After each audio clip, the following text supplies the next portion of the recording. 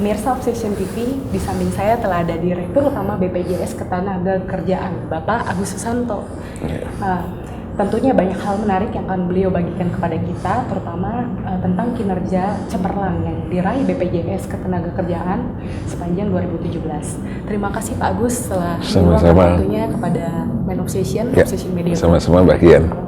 Bapak, tahun 2016 kan Bapak dipercaya untuk menahkodai BPJS Ketenagakerjaan ya Pak? Ya betul, bulan Februari. Februari ya Pak? Ya. Itu mohon diceritakan Pak, ada nggak tantangan besar yang Bapak hadapi sebagai Direktur Utama BPJS Ketenagakerjaan? Ya betul, jadi sejak kita dilantik Februari 2016, ada beberapa tantangan yang kami hadapi dalam mengelola jaminan sosial BPJS Ketenagakerjaan. Dan tantangannya yang pertama kali adalah terkait dengan perluasan kepesertaan BPJS Ketenagakerjaan. Kenapa? Karena untuk perluasan kepesertaan ini terkait dengan pendanaan jaminan sosial Indonesia yang bersifat self-funding, artinya didanai oleh para peserta. Oleh karena itu kita tahu bahwa peserta BPJS Ketenagakerjaan ini tersebar di seluruh Indonesia. By regulasi seluruh pekerja itu wajib untuk menjadi peserta BPJS Ketenagakerjaan. Selain wajib, mereka ada kewajiban untuk membayar iuran. Nah ini menjadi tantangan sendiri bagaimana mereka dengan rela, dengan sadar mau untuk menjadi peserta BPJS Ketenagakerjaan dan juga mau untuk membayar iuran. Kemudian juga kita sadari bahwa angkatan kerja kita ya dengan latar belakang yang pendidikan yang sangat berbeda, dengan latar belakang budaya yang beragam, kemudian kondisi geografis Indonesia yang sangat luas, ini menjadi tantangan tersendiri bagi kita bagaimana BPJS Ketenagakerjaan bisa menjangkau seluruh pekerja Indonesia yang tersebar di seluruh wilayah. Kemudian ada tantangan lagi yaitu terkait dengan manfaat. Manfaat dari BPJS Ketenagakerjaan sebagaimana diatur di dalam Undang-Undang BPJS itu ada 4. Satu, manfaat jaminan kecelakaan kerja, manfaat jaminan kematian, manfaat jaminan hari tua, dan manfaat pensiun. Manfaat-manfaat ini akan dirasakan nanti beberapa periode yang akan datang. Nah ini menjadi tantangan bagaimana manfaat yang akan datang itu bisa ditarik sekarang dan bisa dinikmati oleh para pekerja ini. Tantangan berikutnya terkait dengan sistem teknologi. Kita ketahui bahwa sekarang kita masuk di dalam era digital. Betul sekali. Ya, kami menghadapi kenyataan sistem teknologi di BPJS Ketenagakerjaan. Nah, inilah yang harus disesuaikan, harus di-enhance, ya, di-develop agar sistem kami mampu untuk berinteraksi dengan sistem lain dan mampu menjawab dinamika perkembangan teknologi terkini. Fokus kita tahun 2018 operational excellence dalam bentuk kita melakukan enhancement besar-besaran terhadap sistem teknologi kita.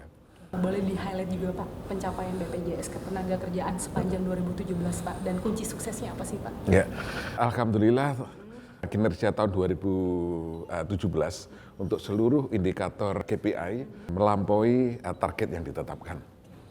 Kalau kita banding year on year, yang terendah pencapaiannya itu 15% di atas tahun lalu. Jadi kita lihat perbandingan dengan target yang ditetapkan 2017 semua sudah melampaui. Tapi kalau kita bandingkan dengan kinerja tahun sebelumnya atau on year, itu range-nya antara 15% sampai 30% di atas tahun lalu. Apa kunci suksesnya adalah tidak lain kita melakukan koordinasi sebaik-baiknya baik dengan internal dan eksternal. Kita melakukan kolaborasi dengan semua pihak, ya, kolaborasi dengan stakeholder, kemudian kolaborasi dengan mitra-mitra kita, ya, terutama dengan pemerintah daerah, ya, kemudian juga dengan lembaga terkait. Dan saya selalu instruksikan kepada seluruh jajaran saya di masing-masing tingkatan, mereka untuk melakukan sinergitas dan kolaborasi dengan stakeholder terkait. Karena apa? Karena kita BPJS Ketenagakerjaan too small kalau untuk harus bekerja sendiri. Betul. Ya, terlalu lemah kalau untuk bekerja sendiri untuk menangani, memberikan layanan kepada pekerja seluruh Indonesia. Oleh karena itu kuncinya adalah harus bekerja sama, berkolaborasi dengan semua pihak. Dan ini saya instruksikan ke seluruh jajaran kami. Alhamdulillah jajaran kami mulai dari tingkat pusat melakukan kolaborasi, koordinasi, sinergi dengan pemerintah di level pusat, di tingkat provinsi dengan level provinsi.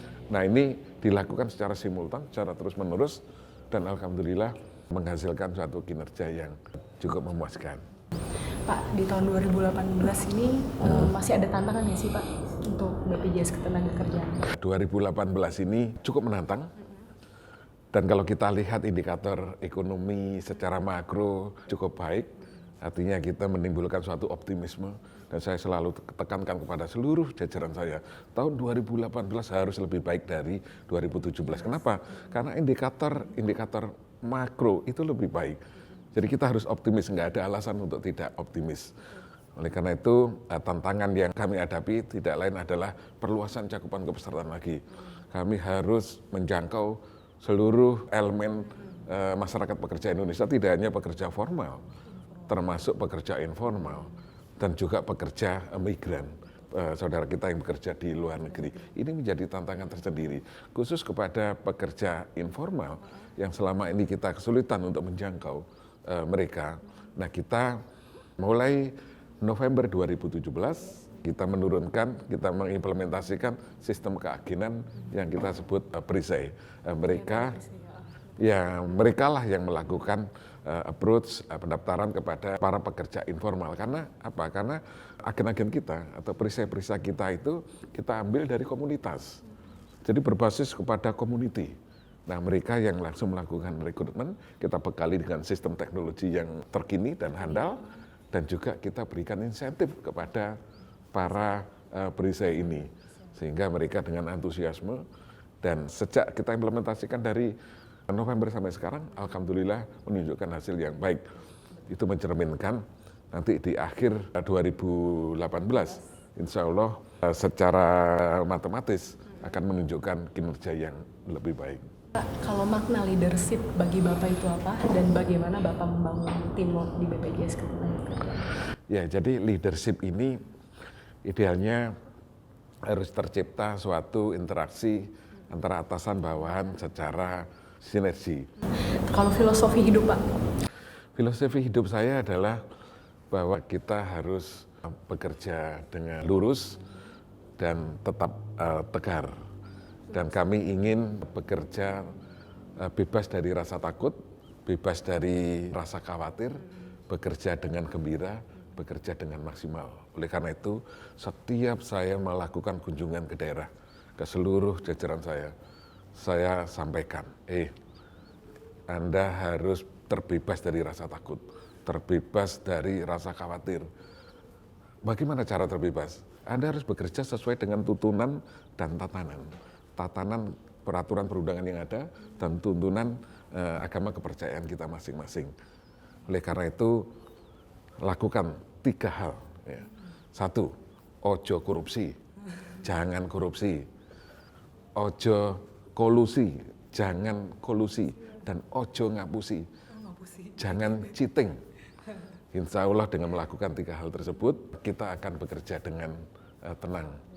Saya ingin bisa memberikan sumbangsih hidup saya kepada siapapun, baik kepada keluarga, kepada masyarakat, kepada teman-teman, kepada bangsa dan negara ini. Di tengah kesibukan Bapak ya Pak, bagaimana Bapak membagi waktu antara pekerjaan, terus keluarga, dan hobi atau waktu untuk diri Bapak sendiri? Memang ini tantangan tersendiri di tengah kesibukan kami.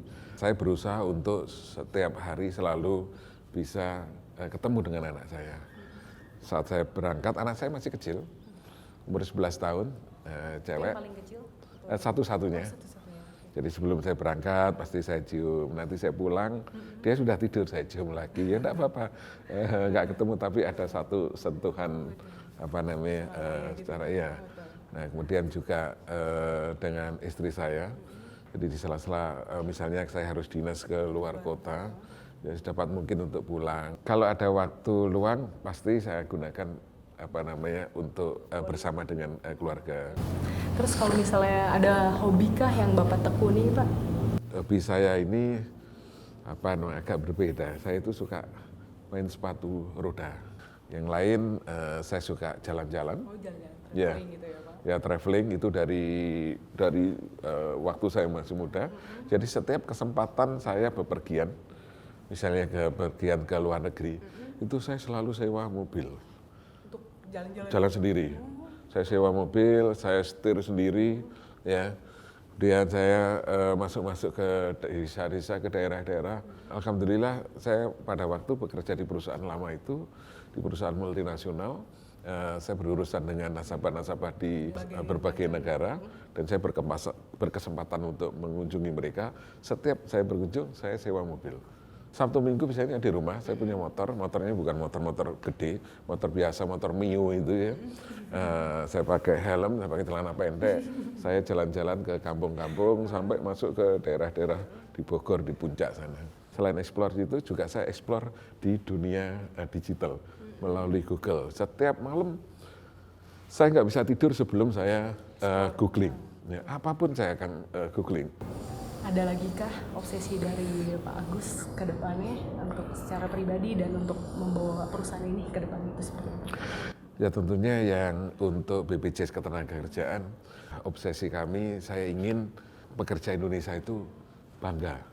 Pada saat dia ditanya, apakah Anda punya jaminan sosial? Oh, saya punya BPJS Ketenagakerjaan, bangga. Pada saat kita ada di terminal, kita naik taksi, ya.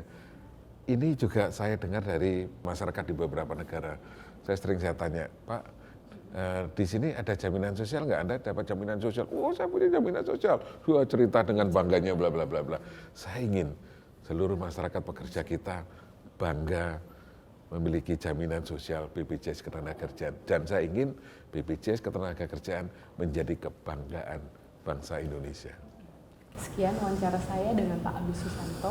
Untuk informasi lebih lanjutnya bisa baca majalah Man Obsession edisi Februari 2018 di dalam rubrik 14 CEO pilihan Man Obsession, atau juga bisa lihat di www.manobsession.com, dan jangan lupa untuk subscribe channel YouTube Man Obsession.